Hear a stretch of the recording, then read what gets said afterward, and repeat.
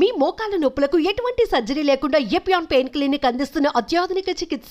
Diabetes వాళ్ళు ఎన్నిసార్లు food తినాలి, అసలు డయాబెటీస్ వాళ్ళు ఏం తీసుకుంటే డయాబెటిక్ కంట్రోల్లోకి వస్తుంది? మార్నింగ్ బ్రేక్ఫాస్ట్ చేస్తాం, లంచ్ చేస్తాం, డిన్నర్ చేస్తాం, కానీ షుగర్ లెవెల్స్ బాగా పెరిగిపోయే వాళ్ళు ఉంటాయి. కొంతమంది చూస్తే బాగా తింటేనే కంట్రోల్లోకి వస్తాయి. సో అలా డయాబెటీస్ వాళ్ళు ఎన్నిసార్లు తినాలి, ఏం తింటే డయాబెటిక్ కంట్రోల్లోకి ఉండొచ్చు అనే దాని గురించి మనం క్లుప్తంగా తెలుసుకుందాం ఈ వీడియోలో. డయాబెటీస్ వాళ్ళు ఏం తినాలంటే మాక్సిమం 2 పూట్లే తినాలండి. ఎందుకంటే ఆల్మోస్ట్ చాలా వీడియోస్లో నేను చెప్తాను, ఒకసారి తింటే యోగి, 2 సార్లు తింటే భోగి, 3 సార్లు తింటే రోగి అంటాం. చాలా వరకు ఇది అందరికి తెలిసిందే. సో 3 సార్లు తింటే నిజంగానే రోగులు అవుతాం. అది డయాబెటీస్ వల్ల నెగితే కాదు, ఎవరైనా సరే. 2 సార్లు తింటే భోగి, ఒకసారి తింటే యోగి. మనము 3 పూట్ల తిని ఇబ్బంది పడి రకరకాల ఇబ్బందులు తెచ్చుకునే బదులు డయాబెటీస్ వాళ్ళకి ఒకే కాకుండా ఇది అందరికీ యూజ్ అవుతుంది ఈ వీడియో. సో మనం మార్నింగ్ ఎప్పుడు ఏం తింటున్నాం, ఎంత తింటున్నాం, ఏమేమి కలుపుకొని తింటున్నాం, ఆ న్యూట్రిషనల్ డెఫిషియన్సీస్ రాకుండా, ఒకటి ఇప్పుడు తినే ఫుడ్ వల్ల, ఇప్పుడు మనం చెప్పే ఫుడ్ డయాబెటిక్ ని కంట్రోల్ చేస్తుంది. హెల్దీ లైఫ్ స్టైల్ ఉండడం వల్ల ఏ రకమైన సమస్యలు రావు. డయాబెటీస్ వాళ్ళు బెస్ట్ ఏంటంటే ఒక పూట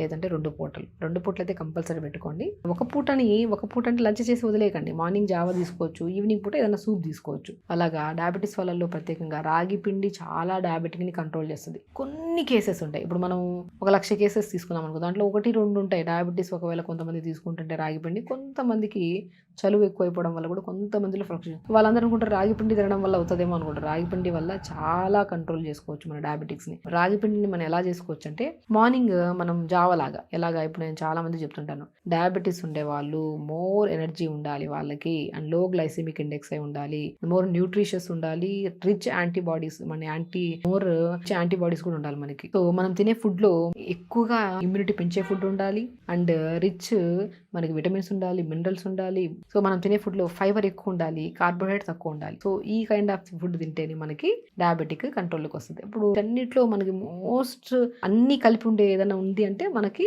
రాగి పిండిలో కొద్దిగా జొన్న పిండి కానీ, సజ్జ పిండి కానీ, అండ్ బార్లీ కూడా చాలా కంట్రోల్ చేస్తుంది డయాబెటీస్ ని.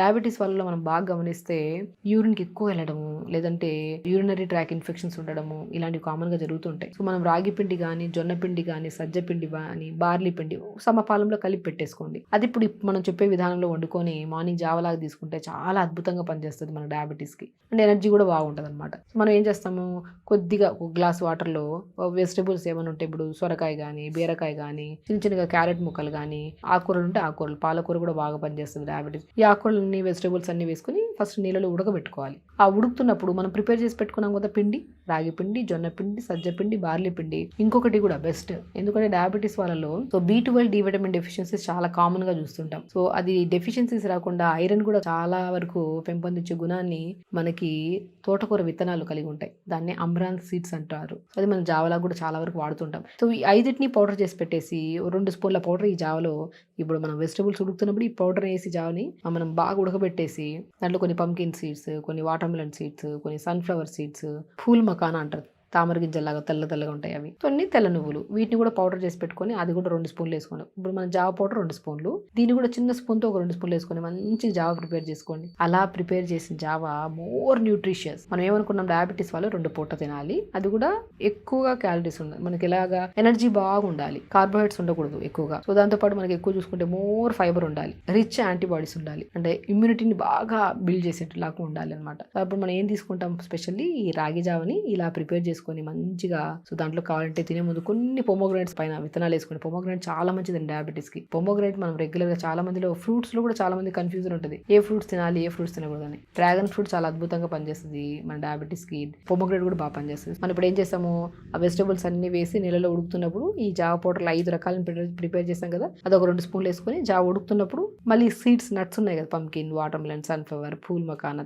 అవి కూడా 1 స్పూన్ లేదా 2 స్పూన్లు వేసుకొని మంచి జావ ఉడుకుతున్నప్పుడు కొద్దిగా పెప్పర్ సాల్ట్ వేసుకొని దింపి తినే ముందు ఇంకా హెల్తీగా తినాలంటే కొద్దిగా పొమోగ్రానేట్ విత్తనాలు వేసుకొని జావ తీసుకొని. చెప్తుంటేనే చాలా మంది డయాబెటిక్ కేసెస్లో ఎన్నో రకాల HbA1c 9.5, 10 నుండి, సో చాలా మందిలో ప్రీ డయాబెటిక్ వాళ్ళు కూడా వస్తే, నేను ఫస్ట్ న్యూట్రిషన్ పరంగా చూసుకుంటే ఈ జావ ప్రత్యేకంగా సజెస్ట్ చేస్తాను. ఇది తాగిన తర్వాత వాళ్ళకి ఎంత అనిపిస్తుంది అంటే, హ్యాపీగా ఒక kind of more nutrition add అవుతుంది కదా, బ్రెయిన్ కూడా చాలా రిలాక్స్ అవుతుంది, స్ట్రెస్ తగ్గుతుంది, డయాబెటిక్ ఉన్న విషయం కూడా మర్చిపోతారు, ఎందుకంటే అది బాగా కంట్రోల్లోకి వస్తుంది ఈ జావ మనం రోజు తీసుకుంటూ ఉంటే. ఏమున్నాయండి, వెజిటబుల్స్ ఉన్నాయి, ఆకుకూరలు ఉన్నాయి, నట్స్ ఉన్నాయి, జావ ఉంది, అన్ని మిక్స్డ్ చేసాం కదా, మోర్ న్యూట్రిషన్, ప్యాక్డ్ న్యూట్రిషన్ ఉంది. సో దాంతోపాటు లంచ్కి వచ్చాక రెడ్ రైస్, మనం 2 పూట అనుకుంటాం కదా, రెడ్ రైస్ చాలా ఇంపార్టెంట్.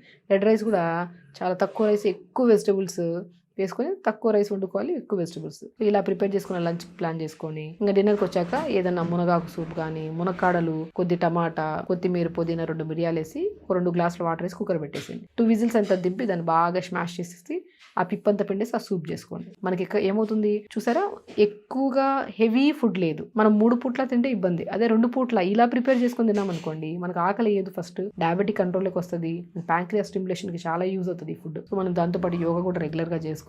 మార్నింగ్ లేచాక మనం రీసెంట్గా ఒక వీడియో చేసాం, డయాబెటీస్ వాళ్ళకి ఈ ఆసనాస్ చేస్తే చాలా కంట్రోల్లోకి వస్తుంది డయాబెటీస్ అని. అలాగా ఆ వీడియో చూస్తే మీరు చాలా యూజ్ అవుతుంది. ఆ మార్నింగ్ లేచాక ఆ ఎక్సర్సైజ్ చేసుకొని, కొద్ది ప్రాణాయామం చేసుకొని, దాని తర్వాత మంచిగా రాగి జావలు ఇవన్నీ వేసుకొని ప్రిపేర్ చేసుకొని, లంచ్కి వచ్చాక రెడ్ రైస్ తక్కువ, ఎక్కువ వెజిటబుల్ ఆకుకూర ఫ్రై ఎలా తీసుకోవడం, డిన్నర్కి వచ్చాక సూప్ తీసుకోవడం అని. వెరీ ఇంపార్టెంట్ థింగ్, రాత్రి పడుకోవడానికి ఒక ½ అన్ అవర్ ముందు గోరువెచ్చని వాటర్లో దాల్చిన చెక్క పౌడర్, దాల్చిన చెక్క చాలా కంట్రోల్ చేస్తుంది డయాబెటీస్ని, ఒక పావు స్పూన్ అంతా హాట్ వాటర్లో కలుపుకొని తీసుకోవడం. ఇదే పద్ధతి ఫాలో అవ్వండి. వితిన్ 20 డేస్లో మీ షుగర్ లెవెల్స్ ఫాస్టింగ్ చూడండి, పోస్ట్ చూడండి, ఎంత కంట్రోల్లోకి వస్తుంది. సో చాలామంది కామెంట్స్ చేశారు, ఎన్ని పూట్ల తినాలి, ఏం తింటే డయాబెటిక్ కంట్రోల్కి వస్తుంది. వాళ్ళ కోసం ఈ వీడియో. సో ఖచ్చితంగా ఇప్పుడు మనం చెప్పిన పద్ధతి చేసుకుంటూ, అండ్ ప్రత్యేకంగా మర్చిపోకుండా యోగా చేయాలి, అండ్ నిద్ర తొందరగా పడుకోవాలి. మొబైల్ యూజింగ్ చేసే వాళ్ళు ఎవరైతే ఉంటారో వాళ్ళు తగ్గించి తొందర పడుకోవడానికి ట్రై చేయండి. నిద్ర సరిగా లేకపోయినా మీరు చేసే ప్రయత్నం 100% చేయండి. నిద్ర సరిగా లేకపోతే డయాబెటిక్ కంట్రోల్ చేయడం చాలా కష్టం అవుతుంది. సో ఖచ్చితంగా చేయండి. హెల్తీగా ఉండండి, హ్యాపీగా ఉండండి. నమస్కారం.